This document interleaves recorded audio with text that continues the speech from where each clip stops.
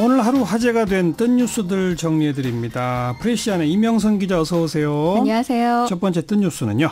네, 지난 대선 때 투표율을 높이기 위해서 나왔던 국민투표 로또 서비스가 이번 지방선거용으로 재오픈됐습니다. 아하. 6월 8일과 9일 사전투표 기간 그리고 6월 13일 선거 당일 투표소에서 투표를 한 다음에 투표 인증샷을 찍으면 되는데요. 예. 특정 후보를 암시하는 손가락 동작이나 배경 등은 선거법 위반이라는 사실 다들 알고 계시죠? 그건 안 되죠. 네, 이렇게 찍은 인증샷을 국민투표 로또집 홈페이지에 접속해서 카카오톡 서비스로 본인 인증을 받고 찍으면 휴대전화 번호를 등록해 응모할 수 있습니다. 그러면 당첨은 언제 알게 되고 당첨되면 뭐 돈을 받죠? 네, 그렇습니다.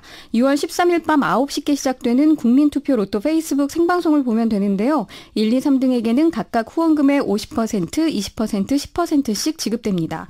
그리고 남은 후원금은 다수의 4등 당첨자들에게 5만 원씩 돌아간다고 하네요. 예.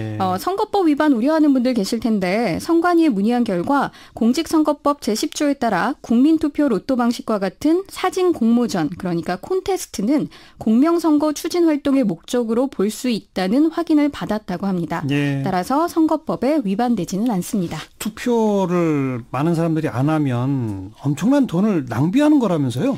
네, 그래서 오늘 통계청이 관련 수치를 쭉 정리해서 발표를 했습니다. 네. 재밌는 점이 좀 많이 있는데요. 네. 이번 선거에서 4,290만 7,715명의 유권자가 9,363명의 후보자들 중 4,028명의 당선자를 가리게 됩니다.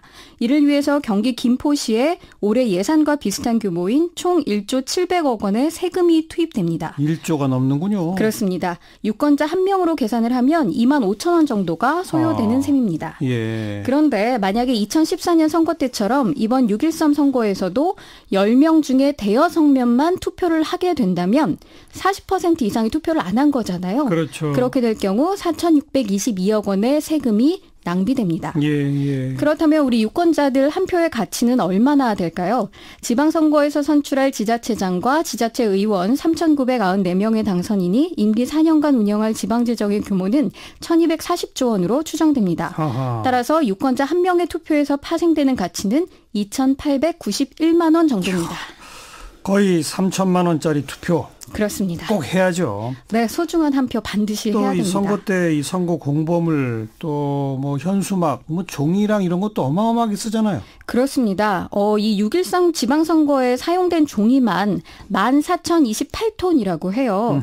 종이 한 톤을 생산할 때 약 30년 된 나무 17그루가 필요하다고 가정을 해보면 한 번의 선거로 30년 된 나무 25만 376그루가 베어지는 셈입니다. 아이고, 예. 그런데다가 많게는 한 명당 8표씩이나 행사를 하게 되는데 평균 7표씩 투표한다고 보면 이번 선거에서 모든 유권자가 사용할 투표용지는 3억 장 정도가 됩니다. 네. 이 3억 장을 한 장 한 장 쌓으면 백두산 높이 2,744m의 10배가 되고요. 한 줄로 쭉 이어놓으면 한반도 길이 1,000km의 49배에 해당하는 양입니다. 네. 또 현수막 같은 경우는 13만 8,192장이 뿌려졌는데요. 10m 길이 현수막을 한 줄로 이으면 1,382km로 인천국제공항에서 일본 도쿄 나리타 국제공항까지의 거리라고 합니다. 네, 투표 꼭 해야죠. 네. 저는 사전 투표 하려고 그래요. 문재인 대통령 만나시는 거 아니에요? 아니, 그 사전 투표가 훨씬 편하더라고요, 보니까. 저도 사전 투표를 고려하고 있습니다. 네. 선거날 바쁘기 때문에요. 다음 또 뉴스는요. 두테르테 대통령이 책을 선물하는 대신 남성은 안 된다라면서 키스 답례를 요구해서 지금 논란인데요. 실제로 입맞춤을 했다면서요. 그렇습니다. 지금 두테르테 필리핀 대통령 아마 문재인 대통령과 공식 만찬 중일 텐데 예. 자국 교민 행사에서 이렇게 상식에 어긋난 행동을 보인 겁니다. 이 장면이 필리핀 현지 TV를 통해서 그대로 중계됐고요. 비난이 쇄도하고 있습니다. 막말 정치인이죠, 별명이. 네. 근데 행동도 아주 정말 대단하군요. 두테르테 대통령이 이번에 한국을 찾은 것은 문재인 대통령의 초청으로 온 겁니다. 문 대통령 취임 후 방한한 첫 번째 아세안 국가 정상이기도 하고요. 또 2019년은 한국과 필리핀 수교 70주년이기도 합니다. 그런데 언행은 정말 말씀하신 대로 제가 뭐 이렇게 더 길게 설명하기 어려울 만큼 점점점 그렇습니다. 자, 다음 뉴스요.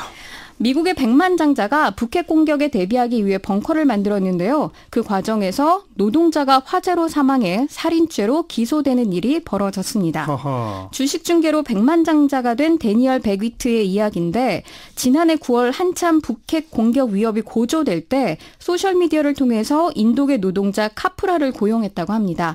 이 카프라에게 지하 방공호를 성공적으로 마치면 카프라가 회사를 차릴 수 있게 돈을 제공하기로 했고요. 예. AFP 통신 등 현지 언론에 따르면 이 베기트가 음모론자라고 보도를 했는데요.